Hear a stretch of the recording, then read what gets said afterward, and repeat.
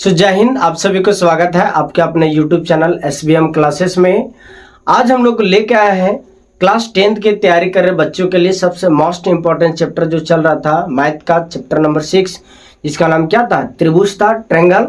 हम लोग इसके पहले बहुत क्लास को देख चुके हैं। अभी आज हम लोग क्लास स्टार्ट करेंगे 6.1 एक्सरसाइज 6.1 को देखेंगे। तो बने रहे हमारे इस क्लास में। यदि अच्छा लगेगा तो लाइक शेयर और सब्सक्राइब भी करें, ठीक है। आप लोग कंटिन्यू बने रहें। देखा जाए इससे पहले भी क्लास करवाया गया, आप लोग देखें, उसको समझें बारीकी से कि कौन क्या होता है, ट्रायंगल कैसे बनता है, कौन सा ट्रायंगल को क्या कहते हैं, ठीक है। समरूपता कसौटी के बारे में बताए थे कि समरूप त्रिभुज क्या होता है, समरूप आकृति क्या होता है, सर्वांगसम क्या होता है, ये सभी के बारे में हम लोग पिछले क्लास में अध्ययन किए थे। तो आप लोग एक बार उसको देख लें इस क्लास को, ठीक है। इस देखने से एक चीज आपको प्रॉफिट मतलब कहा जाए फायदा क्या होगा कि इस चैप्टर से बहुत सारा ऐसा पॉइंट है जो उस बेसिक क्लास से रिलेटेड है, ठीक है। तो चलिए आप लोग बने रहे हमारे क्लास में। आज हम लोग चलेंगे क्या, एक्सरसाइज जो है एक्सरसाइज 6.1 के चलते हैं हम लोग, ठीक है। जिसमें से देखा जाए पहला नंबर क्वेश्चन इसमें बताया गया है। तो चलिए क्वेश्चन नंबर 1 की ओर चलते हैं। क्वेश्चन नंबर 1 में बताया गया है कि कोष्टक में दिए गए शब्दों में से, जो ये कोष्टक जो है ब्रैकेट में जो दिया गया है, जो भी शब्द दिया गया है सही शब्दों का प्रयोग करते हुए रिक्त स्थानों को क्या करना, भरना है। मतलब कहा जाए क्वेश्चन दिया गया है कि जो भी कोष्टक में ब्रैकेट में जो दो शब्द दिया गया है उसका प्रयोग करते हुए रिक्त स्थान को भरना है। जैसे देखा जाए सभी त्रिभुज खाली स्थान होते हैं सर्वांगसम या समरूप। अब देखा जाए कि अभी बताया था इसके पिछले क्लास में कि ये कोई ये त्रिभुज वृत्त है, ठीक है, एक और ये भी क्या वृत्त है। तो देखा जाए इसकी समरूप का मतलब क्या बताते हैं, सम का मतलब बराबर, रूप का मतलब चेहरा। मतलब क्या होता है इससे कि दो आकृति दिया गया है, दो वृत्त है, इसका चेहरा एक जैसा है, एक जैसा बराबर है। तो देखा जाए ये है। और समरूप के लिए क्या चाहिए, उसका आकार भी चाहिए, मतलब एक जैसा चेहरा भी चाहिए, और उसका माप जो होता है एक बराबर होना चाहिए। तो देखा जाए क्या इसके लिए यदि ये लेते हैं हम लोग कि यदि ये r का मान 2 है, r का मान 3 है, तो देखा जाए समरूप नहीं हो सकता। लेकिन हम ये कह सकते हैं कि दोनों का आकार एक जैसा है, मतलब वो क्या समरूप है। तो यहाँ पे देखा जाए क्या होगा, इसके जगह पर हम लोग क्या लिखेंगे,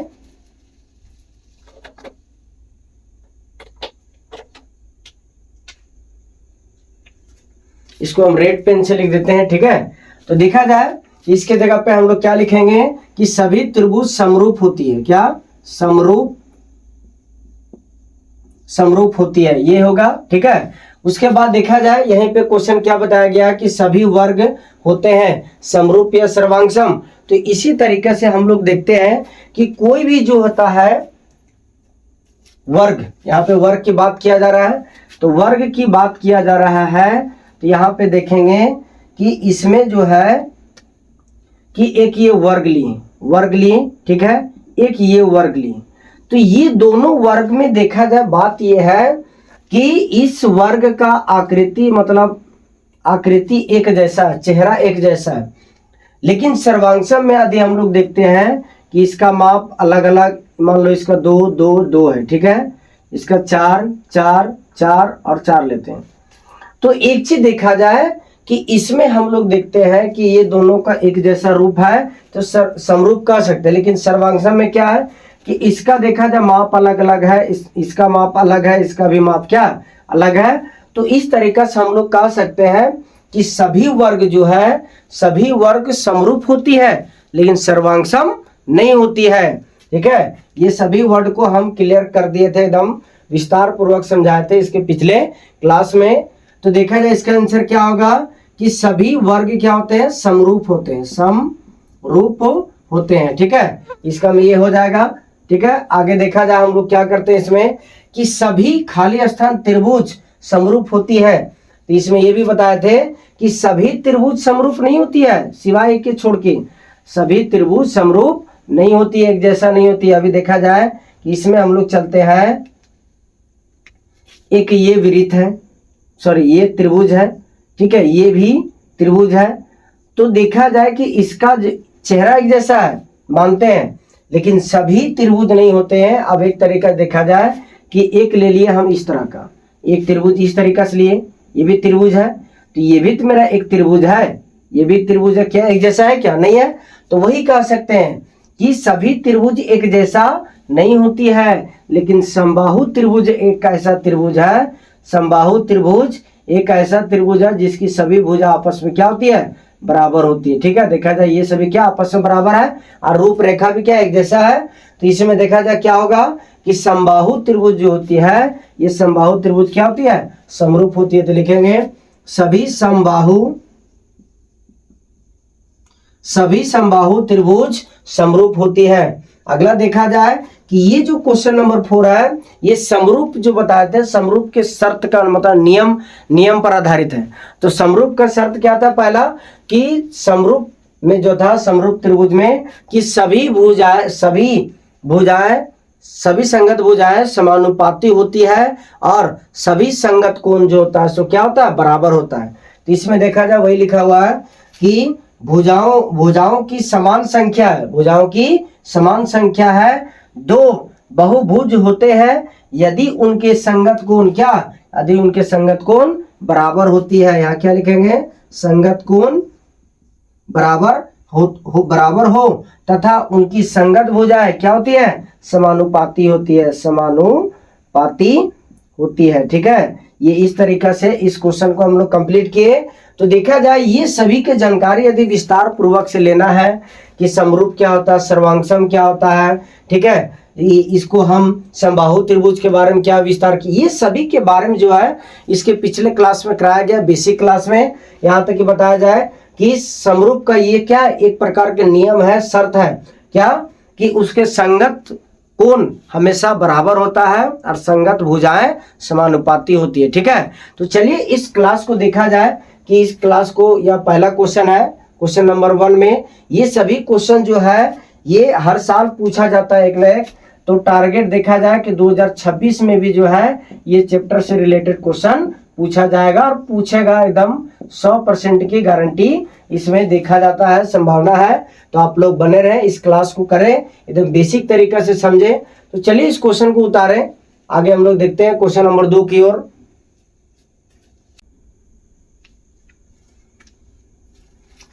तो चलिए क्वेश्चन नंबर 2 की ओर चलते हैं। अभी हम लोग क्वेश्चन नंबर 2 में बताया गया है कि निम्न युग्मों के दो भिन्न भिन्न उदाहरण दीजिए। मतलब कहा जाए, पूछा गया है कि समरूप आकृतियां होना चाहिए, मतलब दो ऐसा उदाहरण दे जो समरूप आकृति होना चाहिए। तो अभी हम लोग देखे थे इसमें कि आकृति समरूप होना चाहिए। तो पहले देखा जाए एक वृत्त लिए, ठीक है, ये भी वृत्त लिए, तो देखा जाए दोनों एक जैसा है ना, इसको लिख सकते हैं हम लोग क्या? वृत्त वृत्त वृत्त। ठीक है, एक उदाहरण। उसी तरीका से हम लोग लिख सकते हैं क्या? वर्ग। एक ये वर्ग है, ये भी एक क्या है? वर्ग है, तो इसको क्या बोलेंगे? वर्ग वर्ग वर्ग। ये दूसरा है, देखा जाए दोनों समरूप है, समरूप पूछा गया था, समरूप के बारे में बता दिए। इसी तरीका से इससे पूछा गया है कि ऐसी आकृतियां जो समरूप नहीं हो। अब देखा जाए समरूप नहीं है तो एक त्रिभुज ले लेते हैं, क्या एक त्रिभुज लिए और एक क्या ले लिए? वृत्त ले लिए। क्या दोनों समरूप है? नहीं है, तो यह क्या लिखेंगे? त्रिभुज और क्या? वृत्त। उसी तरीका से ये पहला है, इसका दूसरा हम लोग क्या लेंगे कि मान लिया जाए कि एक वर्ग है, ठीक है, वर्ग है, इसको हम लोग लेते हैं वृत्त से। तो ये क्या मैच किया? मतलब एक जैसा आकृति है, नहीं है, इसको लिखेंगे क्या? वर्ग कॉमा क्या? वृत्त। तो दोनों असमरूप है। देखा जाए इसमें उदाहरण पूछा गया था, बहुत सिंपली क्वेश्चन है कि उदाहरण दिया गया था। इसी तरीका बहुत तरीका से हम लोग दे सकते हैं। अभी देखा जाए कि यदि इस तरीका से था, एक वृत्त ले लिए, एक त्रिभुज दे दिया था, असमरूप था। अब देखा जाए कि एक हम लोग वृत्त वर्ग लेते हैं, एक त्रिभुज ले लिए। हो सकता है कि एक वृत्त लिए, एक ले लिए समकोण त्रिभुज ले लिए, ठीक है, अलग अलग है इस तरीका से। तो अपना बहुत सारा ऐसा उदाहरण है जो समरूप नहीं है, ठीक है, समरूप का भी है। तो चलिए इस क्वेश्चन को उतारिए, आगे हम लोग देखते हैं क्वेश्चन नंबर 3 की ओर।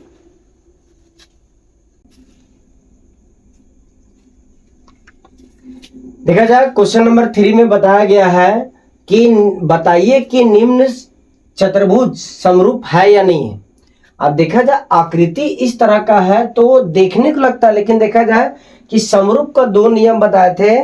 दो नियम क्या क्या था कि संगत कोण